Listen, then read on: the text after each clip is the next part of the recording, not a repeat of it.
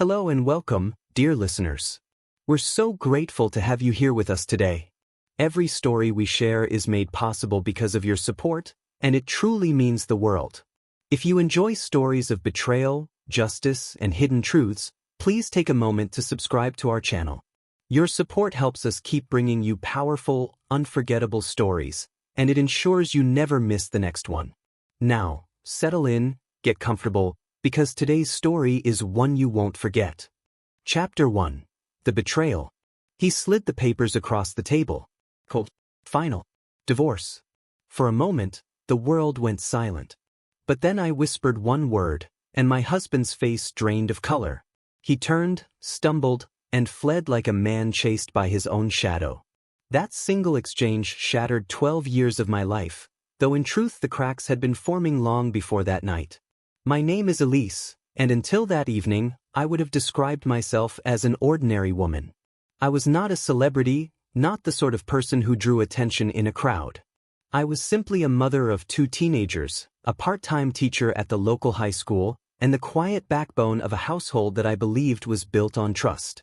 For years, I organized our family calendar, made sure the mortgage was paid, and checked my husband's mother into every doctor's appointment. I cooked, cleaned, and kept things steady while Aaron, my husband, chased promotions across 3 different cities. Whenever he said we had to move, I packed the boxes. Whenever he said he couldn't take time off, I canceled vacations. I convinced myself that love was about compromise, even when that compromise always seemed to come from me. My days were predictable in a way that felt safe. Wake before dawn, make breakfast, drive the kids to school, teach, grade papers, prepare dinner, wait up late for Aaron. He traveled often for work, and though I missed him, I told myself it was temporary, that eventually he would slow down. I thought loyalty and patience would be rewarded with stability. Looking back, there were signs. Missed anniversaries. His phone that never seemed to leave his hand. The way he stopped asking about my day, about the kids' report cards, about anything that didn't orbit his world. But I buried my doubts because I had made vows, and in my mind, vows were sacred. So when Aaron came home early that Thursday evening, wearing the smug expression of a man rehearsing bad news, I knew something was wrong. He didn't remove his jacket. He didn't ask what was for dinner. He simply pulled a thick envelope from his briefcase, slid it across the dining room table, and said, almost casually, "Sign these. It's over." I stared at the envelope, not quite registering the words. The smell of roasted chicken I had prepared filled the silence. Our children were upstairs, finishing homework. Everything around me looked so normal, and yet nothing was normal. Divorce? I asked, my voice steadier than I felt. Aaron leaned back in his chair, crossing his arms. "It's for the best. We've grown apart. I don't want to fight. This is clean, fair, and I've already had it drawn up by the best." His tone was arrogant, as if he expected me to nod politely and comply. Years of sacrifices flashed in my mind. The promotion I declined because we had moved for his job, the nights I slept alone so he could be at business dinners, the holidays I arranged single-handedly so he could focus. And now, after all of it, he was dismissing me like an employee he no longer needed. I felt my throat tighten, but I refused to give him the satisfaction of seeing me crumble. Anger surged, hot and clear. Not the chaotic kind that screams, but the kind that sharpens focus. Instead of shouting, instead of pleading, I leaned forward, met his eyes, and whispered a single word. His entire body reacted. The color drained from his face. His jaw clenched, his hand trembled as it hovered near the papers. He pushed back from the table so quickly the chair screeched against the tile floor. For the first time in our marriage, Aaron looked afraid. Without another word, he grabbed his briefcase, turned, and nearly stumbled as he rushed toward the door. A man who had walked into the house with arrogance now fled like someone who had seen a ghost. I sat in silence, the envelope of divorce papers still lying untouched in front of me. Upstairs, I heard the muffled sound of our daughter's laughter, unaware of the storm breaking beneath her feet. I pressed my hand against the papers, steadying myself. He thought those documents were the end of our story. He didn't know they were just the beginning of his reckoning. Chapter 2. My First Moves. The house was eerily quiet after Aaron fled. I sat at the dining table, staring at the untouched chicken cooling in the center, the envelope of divorce papers like a bomb waiting to be defused. My hand shook slightly as I reached for it, but not from fear. It was the steady tremor of adrenaline, the kind that soldiers describe when they realize they're still alive after a firefight. Upstairs, the children still hadn't come down. That was good. They didn't need to see the hollow look that had flickered across their father's face, or the way he had nearly tripped over his own briefcase in his rush to leave. For now, they would stay blissfully unaware. I opened the envelope slowly, scanning the thick sheaf of papers. Legal jargon spilled across page after page, all drafted with meticulous precision. He had been planning this for months. His lawyer hadn't wasted a single word. The terms were as arrogant as his tone had been. Property divided in his favor, custody vague enough to let him come and go as he pleased, spousal support calculated to the bare minimum. But one thing stood out, glaring through the ink like a flare in the dark. The date on the cover sheet. 2 weeks ago. 2 weeks ago, Aaron had taken me out to dinner at our favorite Italian place. He'd smiled across the candlelight, toasted to our future, and even ordered dessert. All the while, these papers were already printed, signed, waiting for my signature to finalize my dismissal from his life. For a moment, I felt the sting of humiliation. But then, just as quickly, the humiliation hardened into something sharper. If he thought he could choreograph my exit, he had forgotten who I really was. I pulled out my phone and scrolled through my contacts. My thumb hovered only briefly before pressing dial. Leona Fisk speaking. Her voice was crisp, professional, the kind of tone that made even judges sit straighter in their chairs. Leona and I had met years ago through the PDA, when her daughter and mine were in the same class. While I had volunteered for bake sales and book fairs, Leona had juggled depositions and court dates. Even then, her presence was commanding. She wasn't just a lawyer, she was the kind of lawyer people whispered about, razor sharp, merciless in court, the one you called when everything was on the line. Luna, it's Elise. Elise. It's been too long. What's wrong? I didn't waste time with pleasantries. Aaron served me divorce papers tonight. There was a brief silence on the line, the kind of silence where you could almost hear gears turning. Did you sign anything? No. Good. Don't. Can you come by my office tomorrow morning? Yes. First thing. Bring the papers. And Elise. Her voice dropped into a tone I'd never heard from her before, low and deliberate. You've just declared war. Let's make sure you win it. When I hung up, a strange calm washed over me. I had taken the first step. I hadn't begged Aaron to reconsider, hadn't cried in front of him. Instead, I had called someone far more powerful than he ever anticipated. I slipped the envelope back into its folder and carried the chicken to the fridge. Normalcy mattered for the kids, at least for tonight. By the time I tucked them into bed, kissing their foreheads, I already had a plan forming. The next morning, I arrived at Leona's office downtown, a sleek tower of glass and steel that seemed designed to intimidate. The receptionist ushered me in quickly, and within minutes, I was seated across from Leona in a corner office that overlooked the city skyline. She didn't waste time. Show me. I slid the envelope across her polished desk. She flipped through the papers with swift, precise movements, her eyes narrowing with each page. He's arrogant, she said flatly. These terms are insulting. And the date? 2 weeks ago. He's been playing house while this was already drafted. Typical. She tossed the papers down and steepled her fingers. Tell me everything. Don't hold back. I recounted the night before. The envelope, his tone, his face when I whispered that one word. Leona raised an eyebrow at that part. What word? I shook my head. Not yet. But it was enough to scare him. She studied me, then nodded. Good. Fear is leverage. I leaned forward. He's hiding something. I don't know what, but I could see it. This isn't just about wanting out of the marriage. There's more. Leona's lips curved into a thin smile. Then let's find it. She tapped a few keys on her laptop, pulling up databases that I couldn't begin to understand. Aaron works in finance, right? Yes. Private equity, property development deals. Then there will be money. And where there's money, there's usually mistakes. Within minutes, she was scrolling through public filings, property transfers, and corporate records. Her eyes flicked rapidly across the screen before she froze, then leaned closer. Well. She swiveled the laptop toward me. Does the name Harlow Investments mean anything to you? I shook my head. It should. He registered it 6 months ago. And here's the kicker. He used your maiden name as part of the incorporation documents. That makes you legally tied to it. My stomach tightened. What does that mean? It means, Leona said slowly, if this company is clean, then nothing. But if it's dirty, if he's funneling money, dodging taxes, or running a scam, you're implicated unless we prove otherwise.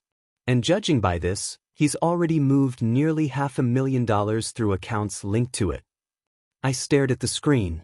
$500,000.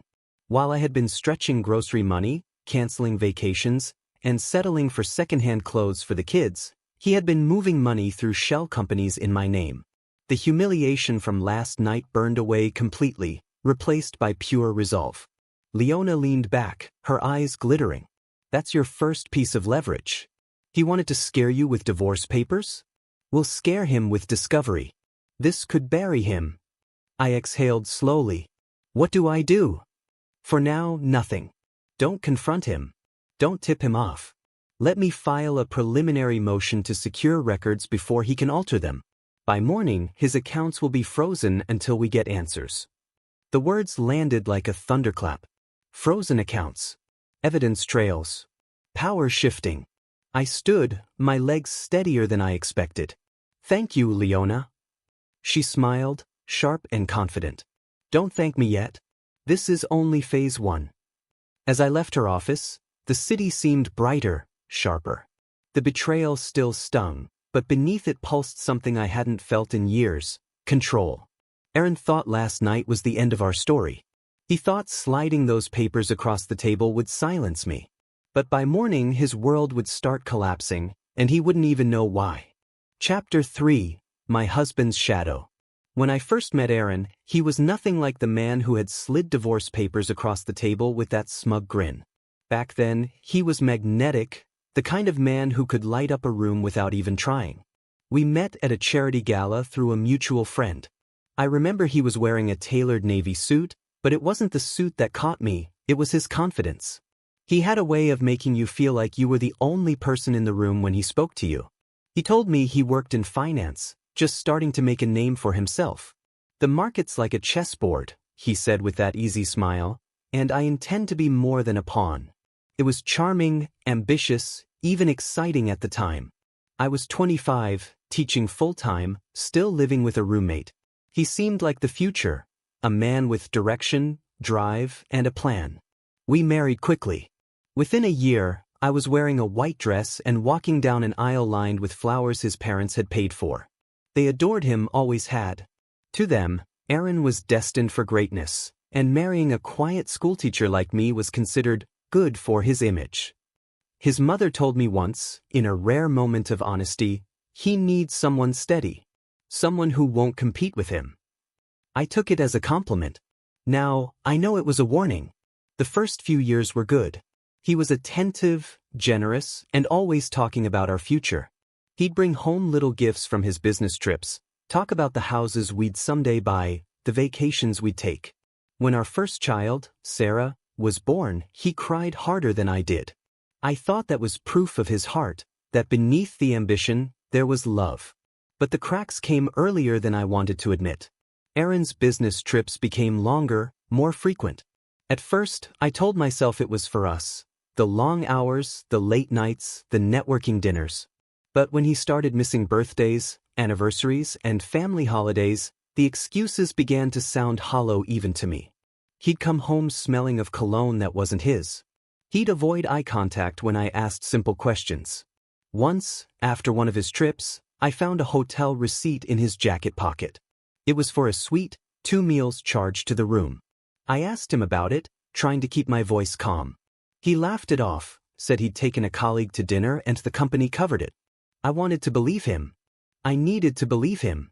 So I let it go. But that wasn't the only time. Little things piled up, Lipstick smudged on the inside of his collar, late-night calls he took outside on the porch, whispered conversations that stopped the second I entered the room. He was clever, always careful never to leave direct proof. A serial cheater knows how to cover his tracks. But patterns have a way of showing themselves when you live long enough with someone. His phone never left his side. His laptop had more passwords than Fort Knox. And his eyes, the eyes that once looked at me with admiration, started looking past me, through me, like I was already a ghost. But cheating wasn't his only pattern. Aaron had always been drawn to risk. Gambling, investing, speculative deals, anything with the promise of fast, flashy rewards. I remember one Christmas, before the children were even old enough to walk, he disappeared for an entire night. He came home at dawn, smelling of whiskey and smoke, tossing a wad of cash onto the kitchen counter with a triumphant grin. "Blackjack," he said proudly. "Paid for Christmas in one night." At the time, I laughed nervously, relieved he hadn't been mugged or killed. But looking back, it was just another red flag. He was addicted to the rush, the risk, the gamble, the thrill of getting away with it. Whether it was cards, women, or shady financial maneuvers, Aaron needed the adrenaline of dancing on the edge. Meanwhile, my life was the opposite. I built routines. I created stability. I clipped coupons, managed bills, packed lunches, and balanced the family's needs quietly, invisibly. I skipped a promotion at school because we were moving for his job. I stayed home with the kids when he insisted his work schedule was too important to interrupt. I took care of his mother during her chemo treatments, driving her to every appointment while he was too busy at the office. I gave him loyalty, sacrifice, steadiness. He gave me excuses, absences, and eventually betrayal. Leona had once told me in her office, "Some men don't change, they just get better at hiding their shadows." I hadn't understood until now. Looking back at our marriage with clear eyes, I could see the pattern stretching all the way through: charm, conquest, betrayal, cover-up. Over and over, like a cycle he couldn't resist. Only now, his arrogance had led him to serve me divorce papers, a move he thought would end things cleanly. He believed he was still in control. But he underestimated me. The word I whispered to him that night, the word that had drained the blood from his face, wasn't random. It was a word tied to one of his secrets, a secret he thought I would never uncover. That's why he fled. Because he knew if I had found that one, I could find the rest. And he was right. For years, I had been building a home, meals cooked, bills paid, children raised, traditions kept. While I was creating something lasting and stable, Aaron had been building something else entirely. While I was building a home, he was building a lie. Chapter 4: Escalation and Surveillance. Leona wasted no time. By the next morning, she had already assembled a small team of contacts, a retired investigator she sometimes used for high-profile cases, and a tech-savvy paralegal who could sift through public records faster than most detectives. "We're not leaving this to chance," she told me, sliding a notepad across her desk. "Write down everything you know about his routines. Where he goes. Who he sees. The places he calls business. The more detail, the faster we can find cracks." I filled page after page: Aaron's travel schedules, the restaurants he frequented, even the gym where he claimed to network. Writing it all down felt strange, like I was building a dossier on a stranger. But in truth, he was a stranger now. By late afternoon, the first cracks had already appeared. The paralegal had traced one of Aaron's corporate credit cards. It showed charges at a boutique hotel across town, a place he had no legitimate reason to stay. Multiple transactions, not just one. Dinner, wine, late-night room service. Leona tapped the page with a manicured finger. "Not a business dinner. Not with these charges. This is personal." I felt a hollow ache in my chest. Proof was different than suspicion. Suspicion you can excuse, dismiss, bury under rationalizations. Proof hits like a blade, sharp, undeniable. Leona leaned back in her chair. "We'll need eyes. My contact can sit on the hotel for a few nights. If your husband is reckless, we'll have photos within the week." "Do it," I said, my voice steady though my hands were trembling. That evening, Back at home, I moved through the house like a ghost. The kids chatted over dinner, laughing about something from school, but their voices sounded distant. Every corner of the house was a reminder: the chair where Aaron used to drop his briefcase, the glass he favored for whiskey, the framed photo from our 10th anniversary trip to Napa. Each object felt like evidence of a crime scene, only the crime was betrayal. After the kids went to bed, I sat in the living room with the lights off, staring at the darkened street outside. Part of me wanted to break down, to sob, to scream into a pillow, to hurl his whiskey glass at the wall. But the tears never came. Instead, what settled in was something colder: resolve. Aaron had thought he could blindside me, discard me, erase me. But I wasn't erased. I was watching now, waiting. He didn't realize it, but the moment he slid those papers across the table, he had declared a different kind of war. And I had no intention of losing. 2 days later, Leona called. "Come in," she said, her voice clipped, urgent. When I arrived, she didn't waste time with pleasantries. She handed me a thin envelope. Inside were a series of grainy photographs, taken from across the street. But grainy or not, the images were clear enough. Aaron, my husband, stepping out of that boutique hotel with a woman half his age. Her arm looped casually through his, their heads tilted together in a way that spoke not of new infatuation but of practiced intimacy. In another photo, they were in the hotel's restaurant, seated close, sharing a bottle of wine. His hand rested on hers across the table, a gesture I hadn't felt in years. My stomach twisted, but my face remained expressionless as I flipped through the photos. "Her name is Claire," Leona said, watching me carefully. "Executive assistant at one of his firms. 28. No prior connections until about 8 months ago. We have receipts, messages, hotel bookings. This isn't casual. It's a full-blown relationship. 8 months.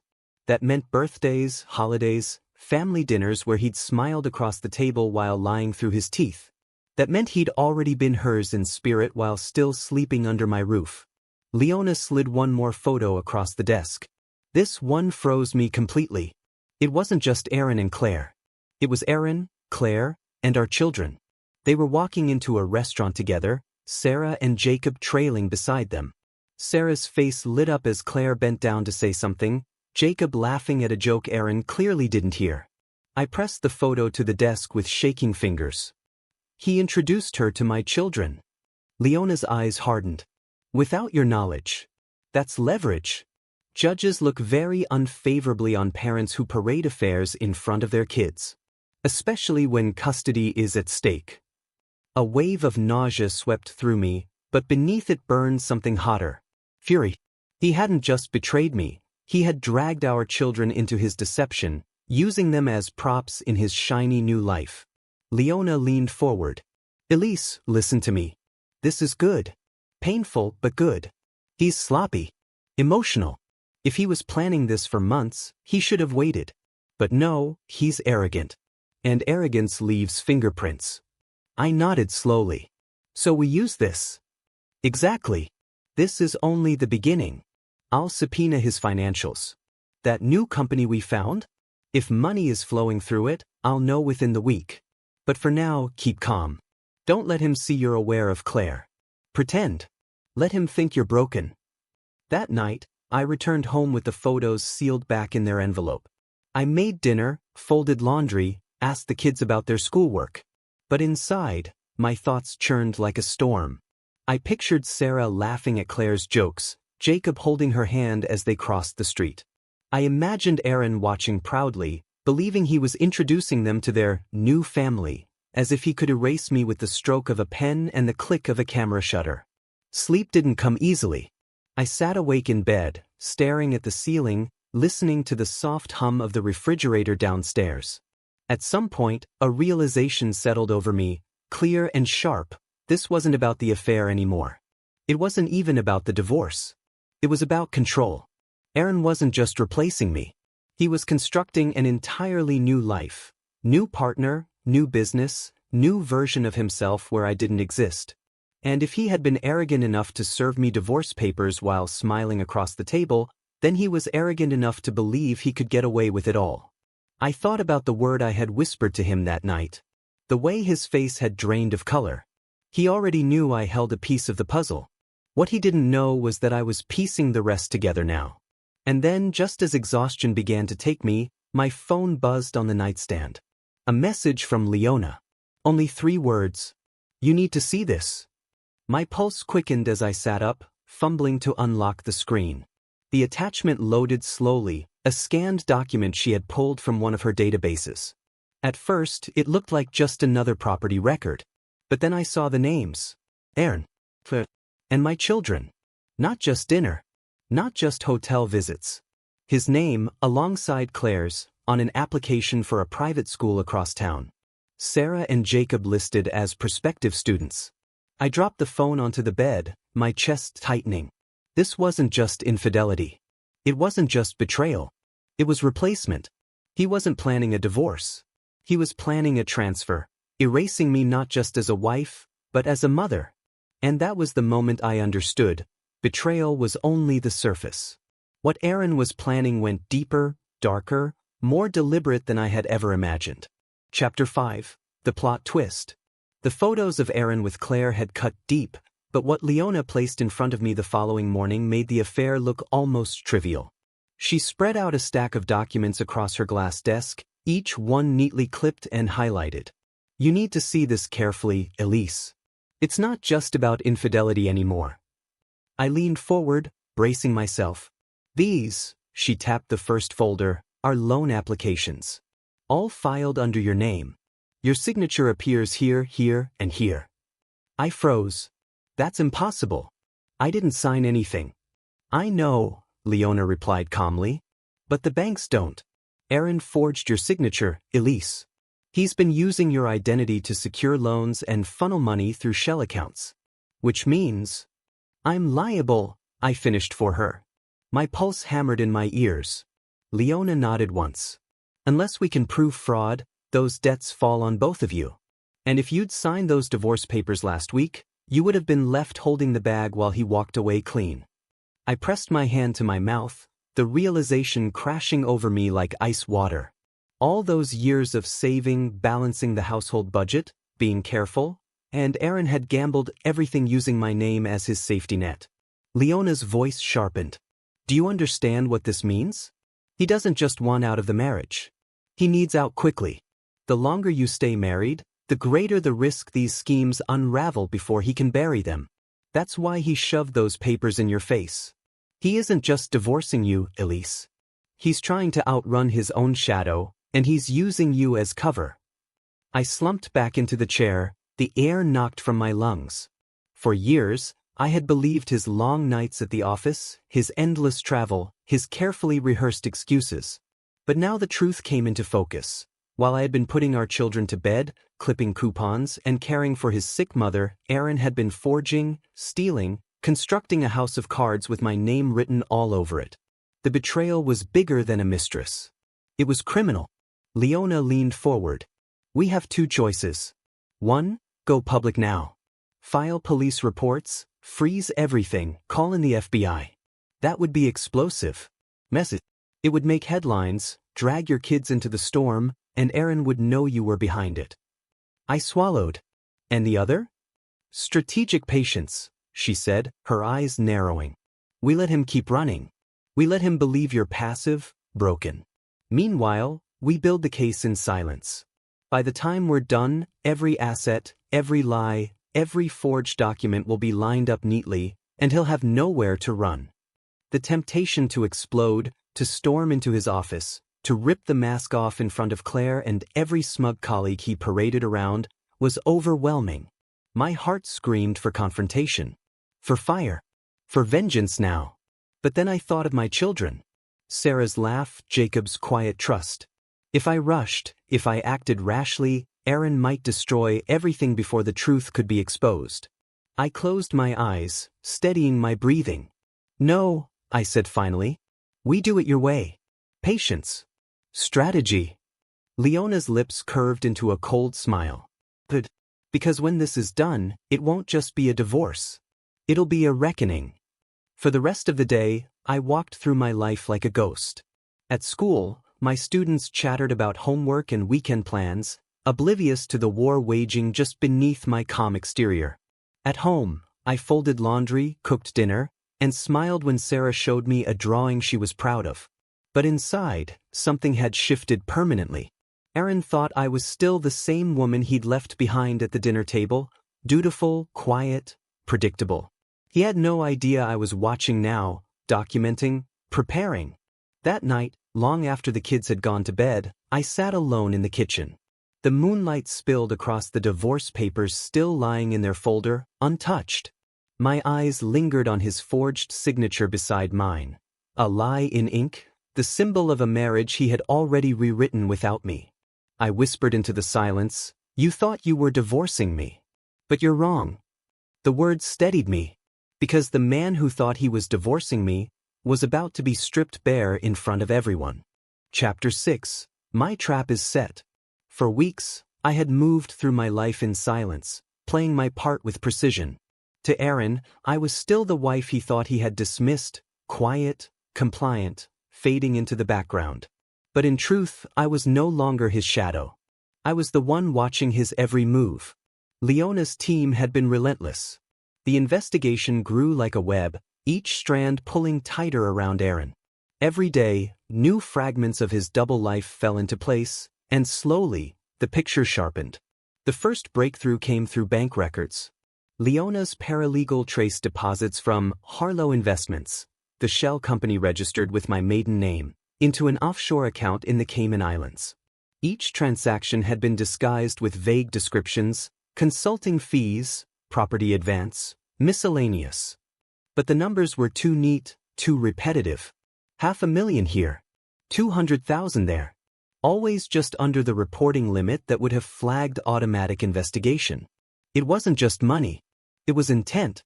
The intent to hide, to cover, to build a future that excluded me and the children entirely. Leona slid the spreadsheet across her desk one morning, her eyes cold. He's not just careless. He's deliberate. This is laundering, Lise. Low-level but structured. If this gets to the wrong prosecutor, he'll be facing federal charges. For a moment, I imagined Aaron behind bars, his perfect suits replaced by an orange jumpsuit. The image should have brought me joy, but instead it left me hollow. I didn't want revenge through bars. I wanted truth, exposure, for him to see that his empire of lies was crumbling because I refused to bow. The next evidence was personal. The investigator stationed outside the boutique hotel had gone further, following Aaron and Claire across multiple evenings. There were photos of them dining, shopping, leaving together in the mornings. But worse than the photos were the emails. Leona handed me printouts, her nails clicking against the paper. Pulled from a shared company server. He was sloppy. The words blurred as I read. Claire, once this divorce is finalized, the kids will adapt quickly.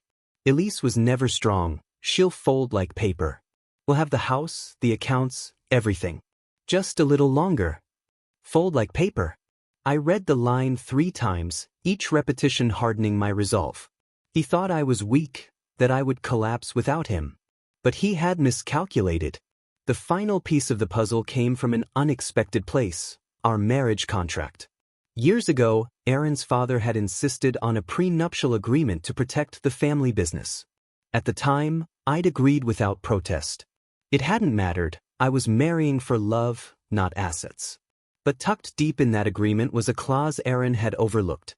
Any spouse found engaging in marital misconduct while using joint accounts or property forfeited certain financial protections. And thanks to the investigator's photos, Claire in our car, Claire dining on our joint card, Claire attending dinners paid for by our accounts, Aaron had unknowingly triggered that clause over and over again. Leona's smile was predatory when she pointed it out. He thought he was clever. But legally, he's boxed himself in. He wanted you to sign those papers quickly, before any of this came to light. Every mistake, every arrogant indulgence, is ammunition in your hands. The pieces were set, but evidence alone wasn't enough. It needed to be presented, publicly, undeniably, in a way that stripped Aaron of his narrative. I considered my options. A courtroom? Too slow. A private confrontation? Too easy for him to twist. It was Leona who suggested the setting. My office. Neutral ground. He'll think it's just another negotiation session, one more chance to push you into signing. But instead, we'll reveal everything. The fraud, the affair, the forged signatures. He'll have nowhere to run. I nodded, picturing the moment. The stack of evidence sliding across the table. His face tightening as realization dawned. The arrogance draining from his voice, replaced by panic. Still, part of me wanted it more personal.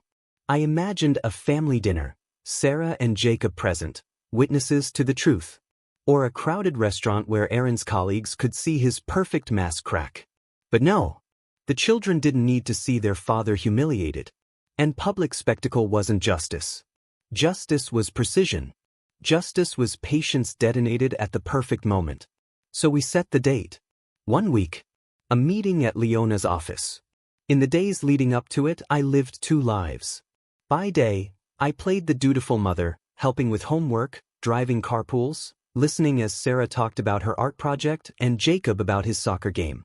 By night, I rehearsed in my head the words I would speak when Aaron walked into that office. He would expect compliance. He would expect silence. What he would face instead was truth sharpened into a blade. On the eve of the meeting, I found myself sitting alone again in the kitchen. The children were asleep upstairs. The house was quiet except for the hum of the refrigerator and the occasional creak of settling wood. I spread out the evidence on the table. The spreadsheets, the photos, the emails, the prenup clause highlighted in yellow. Each page was a piece of the puzzle, each photo a mirror reflecting who Aaron truly was. I traced my fingers over one of the pictures of Claire with my children. They looked happy. Too happy. That hurt more than anything. Not the betrayal of me, but the attempted theft of them. He was trying to rewrite their memories, replace their mother with someone new, as if I could be erased from the narrative of their lives. For a moment, the weight of it all threatened to crush me. I felt the sting of tears, but I refused to let them fall. Tears were what Aaron expected. Weakness was what he counted on. Instead, I whispered to the empty room, "Not this time." I gathered the papers into a neat stack, placed them back into the envelope, and slid it into my bag. The evidence was ready. The trap was set. The night before the meeting, I lay awake staring at the ceiling. Sleep wouldn't come.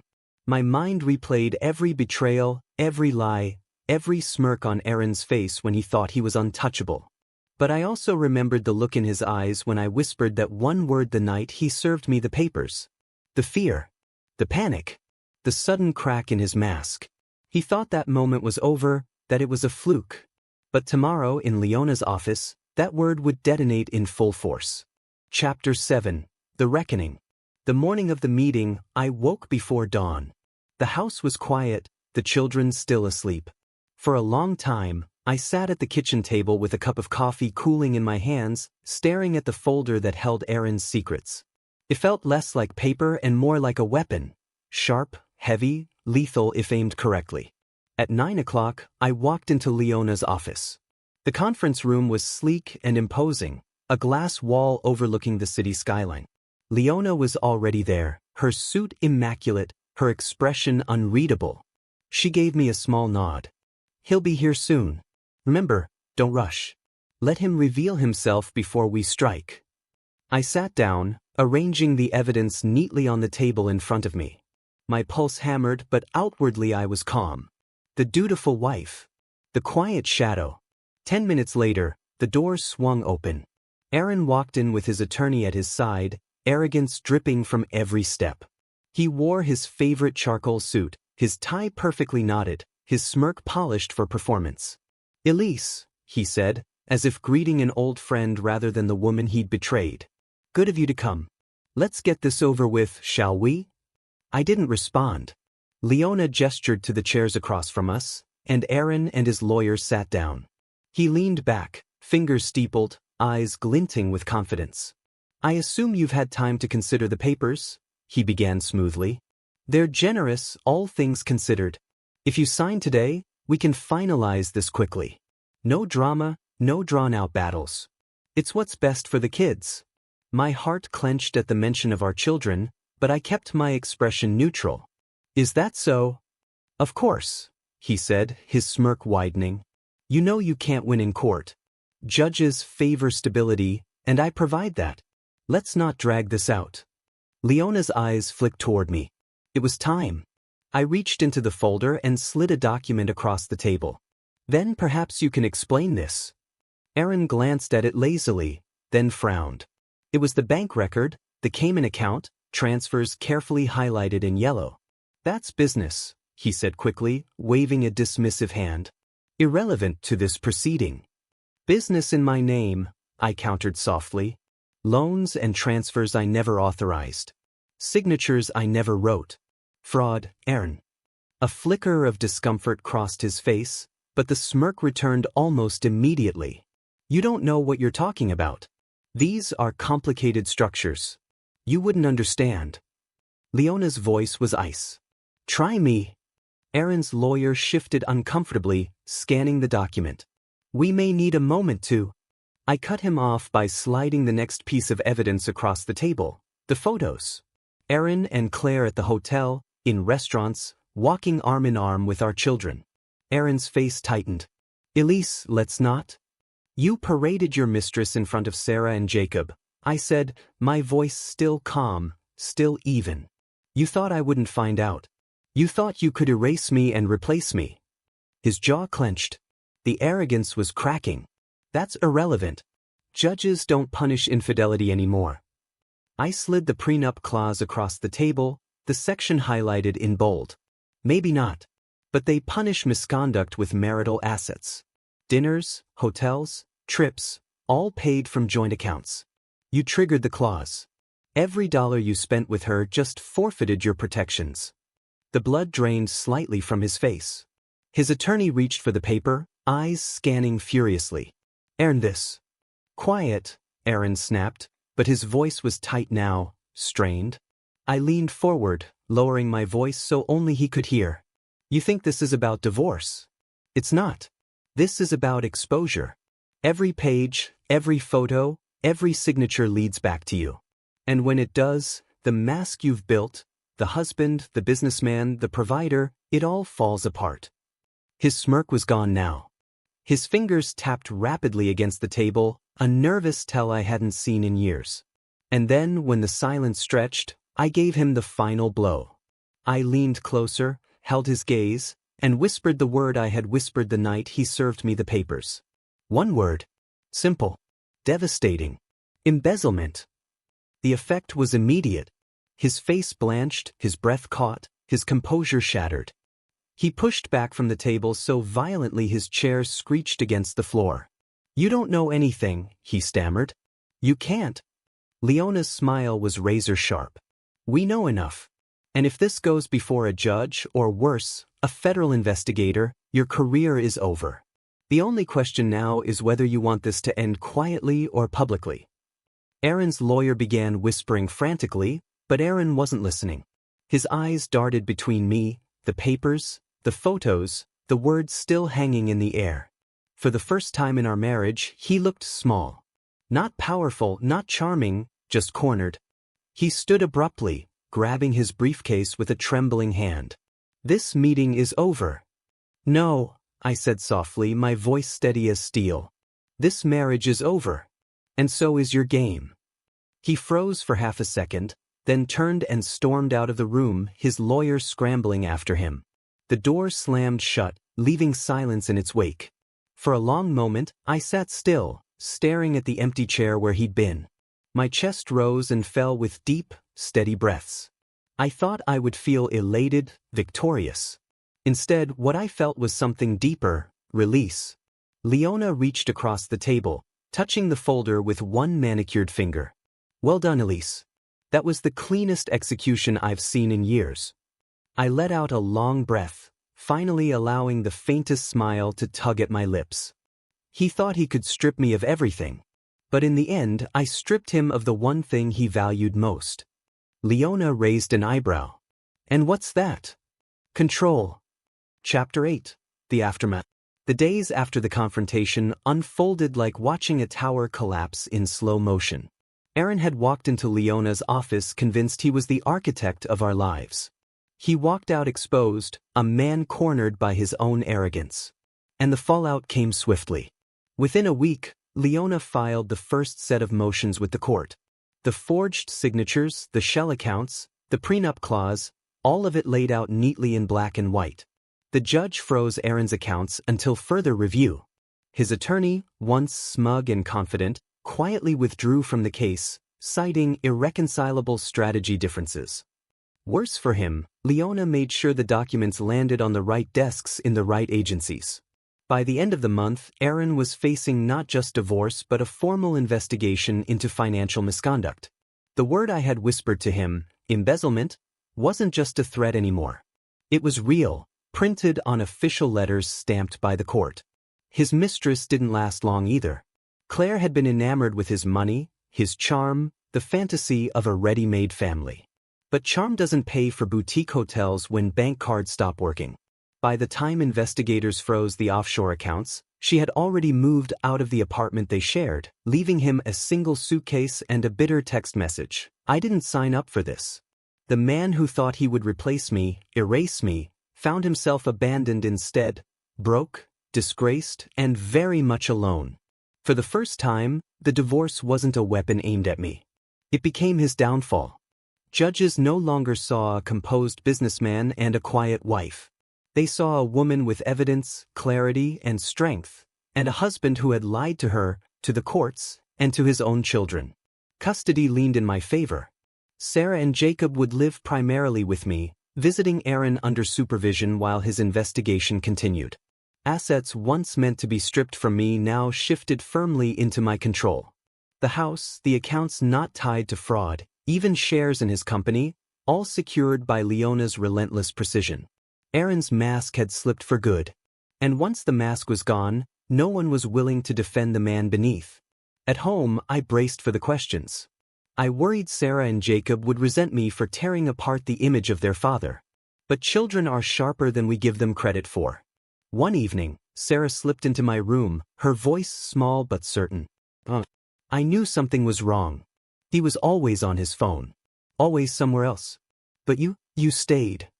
Jacob, less verbal but no less perceptive, started sitting at the kitchen table with me every night while I graded papers. He didn't say much, but his quiet presence was louder than any words. He had chosen his side simply by being there. Even Aaron's mother, frail from years of treatment, called me one afternoon. "I'm sorry," she said, her voice thin but steady. "I should have warned you. He's been like this since he was a boy, clever, charming, always reaching for more than he could hold. But you were the best thing that ever happened to him. And he ruined it." Her apology wasn't necessary, but it mattered. Because it was the first time someone from his side of the family acknowledged the truth. When the dust began to settle, I did something I hadn't done in years. I chose for myself. I rented a small house on the edge of town, nothing extravagant. White shutters, a narrow porch, a patch of garden that needed tending. It wasn't the sprawling home Aaron had once boasted about, but it was mine. Every nail, every wall, every key felt like a declaration of independence. The first night, after the kids were asleep in their new rooms, I walked through the quiet house barefoot. No ticking clock of anxiety, no waiting for his car to pull into the driveway, no dread of what excuse or absence I'd face next. For the first time in years, silence felt safe, not heavy. I made tea, curled up on the couch with a blanket, and let the quiet wrap around me. The freedom wasn't loud. It wasn't fireworks or champagne. It was simple. It was the ability to breathe without fear. People often ask what revenge feels like, as if it's fire or thunder. But the truth is, revenge feels like stillness. Like balance restored. Aaron had tried to strip me of everything: dignity, home, children, identity. In the end, he lost those things himself, not because I shouted, but because I stayed patient, because I let the truth do the work. The woman he thought would fold like paper didn't fold. She became steel. And as I stood in my new home, watching the moonlight spill across a floor untainted by lies, I realized something I never expected to feel again: hope. Chapter 9. Conclusion. The months that followed were quieter, but not empty. For the first time in years, my days belonged to me. The investigation into Aaron's finances dragged on in the background like a low hum, but it no longer consumed me. Leona handled the filings and hearings, her updates brief and clinical. "He's cornered," she would say. "There's no coming back from this." And I believed her.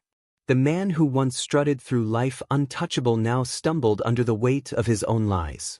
With the divorce finalized in my favor, I had room to breathe and space to grow. At school, I threw myself into my work with new energy. My principal noticed.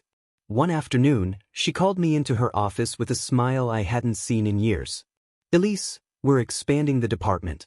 We need someone steady, experienced, someone the students already trust. I'd like you to take the lead as curriculum coordinator." It was a promotion I'd once turned down when Aaron demanded another relocation. This time, I didn't hesitate. "Yes," I said simply. And when I walked out of her office, a lightness spread through me. For once, my future wasn't tied to his ambitions. It was mine. Romance wasn't something I was searching for, not then. But life has a way of placing people in your path when you least expect it. Mark, a colleague in the history department, had always been kind. Nothing more, nothing less. But now, I noticed the little things.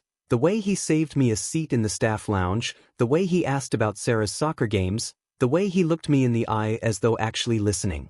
One Friday evening after a long week, he stopped by my classroom as I packed up papers. "A few of us are heading out for coffee. You should come." I almost said no, old habits die hard. But then I thought of the quiet little house I'd go home to, the silence waiting there. This time, I nodded. Coffee sounds nice. It wasn't a date, not exactly. But it was something else. A crack in a door I had thought forever closed. The real change, though, wasn't in jobs or coffee invitations. It was inside me. I no longer flinched at the sound of Aaron's name. I no longer replayed every fight, every excuse, every late night. Those memories still existed, yes, but they no longer ruled me. One evening, after tucking Sarah and Jacob into bed, I sat on the porch of the little white house. The garden was slowly beginning to bloom under my care. A cool spring breeze rustled the leaves. For the first time, the silence around me didn't press down heavy on my chest. For the first time in years, silence felt safe. I breathed deeply, closing my eyes. I had thought I would need revenge to feel free. But revenge was only part of the story. What truly set me free was the realization that I could build a life, stronger, clearer, unshakable, without him. In the end, all it took was one word. Not to destroy him, but to free me. And that is where this story ends. If you enjoyed this tale of betrayal and justice, don't forget to subscribe to our channel. More stories are waiting, stories that remind us of the hidden strength we carry, and the reckoning that always comes for those who betray it.